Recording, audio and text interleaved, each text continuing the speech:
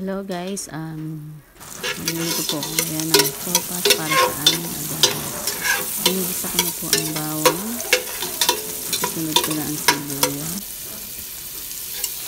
At ayan po ang almusal namin ngayon dito sa resort na pinuntahan namin. Ako po ang nakatulong magluto. Ito na po ang chicken na pinakuluan sa kanina. And then nilagyan ko na ng konting paminta at yung sabaw na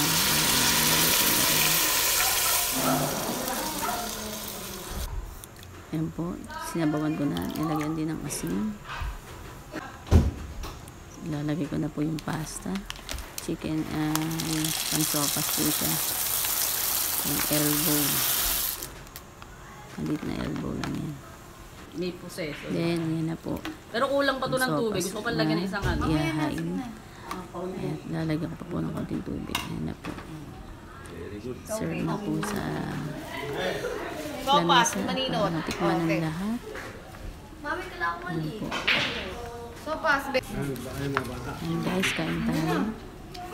At nag-enjoy po ang lahat sa aking nilutong sopas. Ang paborito ang bawat isa sa amin. Thank you for watching.